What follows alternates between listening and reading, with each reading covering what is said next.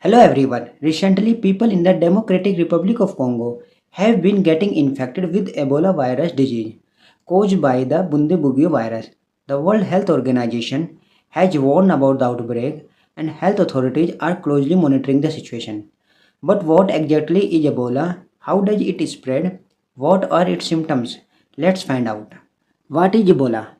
Ebola is not a single virus, it is a group of closely related viruses that belong to the genus Ebola virus, which is a part of Filoviridae family. The disease caused by these viruses is called Ebola virus disease. Ebola is a severe viral disease that mainly affects human and some non-human primates, such as gorilla, chimpanzee, and monkey. It can damage many organs of the body, and if left untreated, it can become life-threatening. One important thing to understand is that not all Ebola virus are the same. Scientists have identified six recognized species of Ebola virus.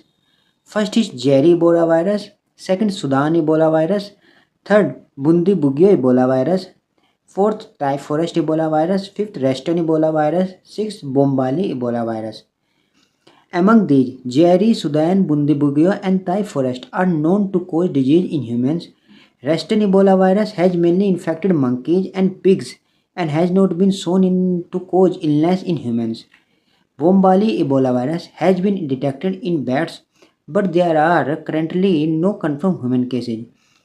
The current outbreak is caused by the Bundibugyo Ebola virus, which is different from the Jerry Ebola virus, responsible for many of the largest past outbreaks. This difference is important because vaccine and treatments that work well against one Ebola species may not work as effectively against another. And there is currently no widely approved vaccine specifically for Bundibugyo Ebola virus. Why is it called Ebola? Ebola was first identified in 1976 when two separate outbreaks occurred almost simultaneously in what is now the Democratic Republic of Congo and South Sudan. Scientists named the virus after the Ebola River, located near one of the first recognized outbreak sites in the Democratic Republic of Congo. They chose the nearby river instead of the village itself to avoid permanently associating the community with the disease. Why is Ebola so dangerous? Ebola is dangerous because it can multiply rapidly inside the body and trigger a powerful immune response. The virus can damage blood vessels, interfere with normal blood clotting, and affect organs such as the liver, kidney, and immune system. As the disease progresses, some patients may develop severe complications, including shock and multiple organ failure. However, it is important to remember that early medical care greatly improves the chances of survival. Modern supportive treatment, rapid diagnosis, and public health measures have helped reduce deaths compared with many early outbreaks. Where does Ebola virus come from? The strongest scientific evidence suggests that fruit bats are the natural reservoir of Ebola viruses. Here, natural reservoir means an animal that can carry a virus without becoming seriously ill. This allows the virus to survive in nature for long periods. The Ebola virus cannot pass through the healthy, unbroken skin. It enters the body through cuts or wounds in the skin, through the eyes, nose, mouth, other mucous membranes. Once inside the body, virus begins infecting cells and rapidly multiplies. The Ebola virus does not spread through the air. Ebola virus spreads mainly through direct contact with the body fluids of a person who is sick with Ebola. These body fluids include blood, vomit, diarrhea, saliva, urine, sweat, breast milk, semen, other body fluids. The virus can also spread through contaminated objects such as needles, syringe, medical equipment, clothing, bed sheets, and towels. If these objects are contaminated with infected body fluids and another person touches them without proper protection, infection can occur. People infected with Ebola are not believed to spread the virus before symptoms appear. As symptoms become more severe, the amount of virus in the body increases, making transmission more likely. This is why early identification and isolation of patients are so important in the Ebola virus case.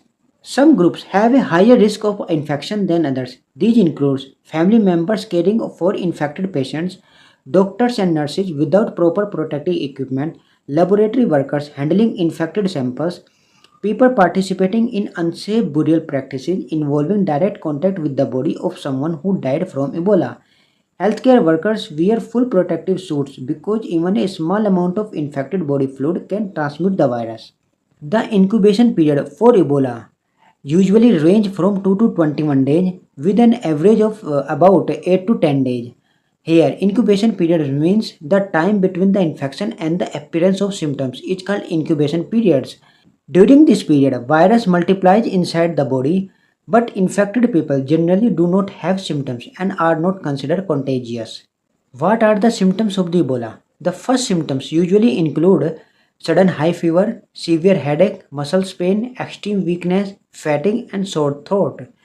As the disease progresses, additional symptoms may develop vomiting, diarrhea, stomach pain, loss of appetite, skin rashes. In severe cases of Ebola virus, patients develop bleeding from nose and gums and blood in vomit or stool and internal bleeding. However, not every Ebola patient experiences bleeding. This is an important fact because Ebola is often called a hemorrhagic fever, but bleeding does not occur in every case. Diagnosis of Ebola virus. Early symptoms of Ebola, such as fever, headache, and muscle pain, are similar to disease like malaria, typhoid, or dengue. Because of this, doctors cannot diagnose Ebola based on the symptoms alone. To confirm the infection, laboratory tests are required. Most commonly used test is RT-PCR, reverse transcription polymerase chain reaction, which detect the genetic material of the Ebola virus.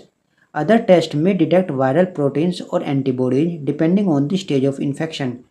Because Ebola is highly infectious, blood samples must be handled only in a specialized laboratory with strict biosafety precautions. How is Ebola treated? There is no single medicine that instantly cures all Ebola infections. Treatment mainly focus on supportive care, which helps the body fight the infection. Supportive treatment includes giving intravenous fluids to prevent dehydration, replacing lost electrolytes, maintaining oxygen levels, supporting blood pressure, treating secondary bacterial infection if they occur, managing pain and fever. Early treatment greatly improves the chances of survival. To control the Ebola outbreaks, public health officials use several strategies: rapid identification of infected patients, isolation to prevent further spread, contact tracing to monitor people who have been exposed, safe burial practices, protective equipment for healthcare workers.